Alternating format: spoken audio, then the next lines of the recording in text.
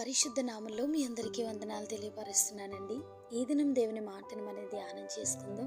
పరిశుద్ధ గ్రంథంలో నుండి కీర్తనలు 3వ సంకీర్తన 5వ వచనం. యెహోవా నాకు ఆధారము, కావున నేను పండుకొని నిద్రపోయి మేలుకొందును. హల్లెలూయా. దావీదు గారు విశ్వాసంతో పలుకుతున్నటువంటి ఈ మాటలు, ఎలాంటి పరిస్థితుల్లో ఈ మాటలు మాట్లాడుతున్నారు అంటే, తన కుమారుడైనటువంటి అబ్షాలోము దావీదు పైన తిరుగుబాటు చేసినప్పుడు, తన కుమారుని ఎదుట నుండి పారిపోయినప్పుడు దావీదు మనసు వేదనతో బహు దుఃఖముతో ఉన్న ఆ సమయంలో పలికినటువంటి మాటలను మనం ధ్యానం చేసుకుంటున్నాం. అబ్షాలోము దావీదు కుమారుడండి. అబ్షాలోము అంటే దావీదుకు ఎంతో ఇష్టమట. అతను శిక్షించబడే సమయంలో దావీదు బహుగా దుఃఖపడి ఏడ్చిన సన్నివేశం పరిశుద్ధ గ్రంథంలో వ్రాయబడి ఉంది. అంతగా ప్రేమించిన కొడుకు ఇప్పుడు తండ్రిని సన్మానించటం లేదు, కానీ చంపాలని దావీదును తరుముతున్నాడు.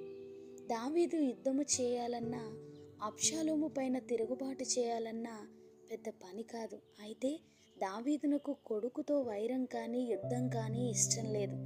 అందును బట్టి అబ్షాలోము తరుముతుంటే దావీదు గారు తరుమబడుతున్నారు.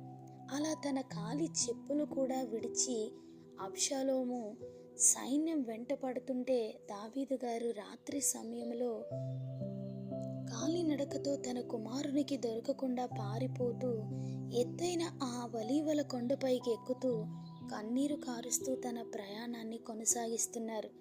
ఆ కొండపైకి చేరి రాత్రి సమయంలో దావీదు పలుకుతున్న మాట, నేను నిద్రపోవాలంటే నాకు ధైర్యం కావాలి.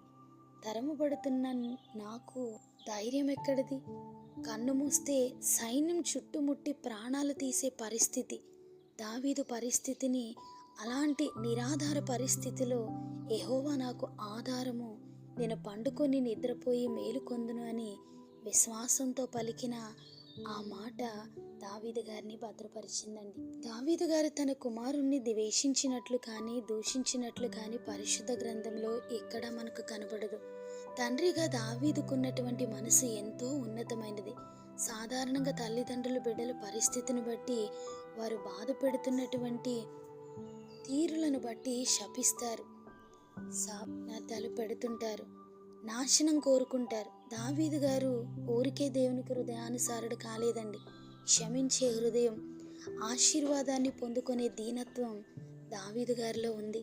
కనుకే దేవుడు గొర్రెల కాపరిగా ఉన్నటువంటి దావీదు గారిని సైన్యాధిపతిగాను, రాజుగాను, చక్రవర్తిగాను ఆయనను హెచ్చించారు. అలాంటి దావీదు మనసు దేవుడు కోరుకున్న రీతిగా ఆత్మీయ జీవితంలో మనలో నుండి కూడా అట్టి దీనత్వాన్ని, అట్టి శత్రువుని క్షమించేటువంటి మనసును ప్రభు కోరుకుంటున్నారు. పరిస్థితులు ఎలాంటివైనా, ఏ స్థితిలో ఉన్నప్పటికీ కూడా దావీదు గారి ఆధారం దేవుడేనండి. సైన్యము తరుముతున్న, కుమారుడు చంపాలని చూస్తున్న సౌలు ఈటెతో దావీదు గారిని పొడిచి చంపాలని కోరికగా ఉన్న వాటన్నిటి నుండి కూడా దేవుడు తప్పించి దావీదు గారి జీవితకాలం అంతయు కూడా దావీదు గారికి కాపరిగా ఉండి నడిపించి అపాయాల నుండి తప్పించారు. పరిస్థితులను బట్టి ఒక దినాన్ని గడపాలంటే భయపడేవారు ఎందరో ఉంటారు. ఈ రాత్రి గడుస్తుందా అనుకునేటువంటి భయంకరమైనటువంటి పరిస్థితులు, ఈ దినాన్ని నేను ఎలా ముందుకు కొనసాగించబడాలి, నేను మంచి రోజులు చూస్తానా అనుకునేటువంటి అయోమయ పరిస్థితుల్లో ఉన్నటువంటి ప్రతి ఒక్కరికి దేవుడిస్తున్నటువంటి మాట, ఆయనను మనం ఆధారం చేసుకోగలిగితే మనము పండుకొని నిద్ర మేల్కొనేటువంటి కృపని దేవుడు మనకు అనుగ్రహిస్తారండి. ఆయన మీద ఆధారపడిన వారిని ఎవరిని కూడా ఆయన త్రోసివేయలేదు. ఆయన బాహుబలం మనల్ని బలపరుస్తుంది. ఆ దేవుని యొక్క కృప మనందరికీ తోడేయండి, మనల్ని నడిపించునుగాక. ఆమేన్.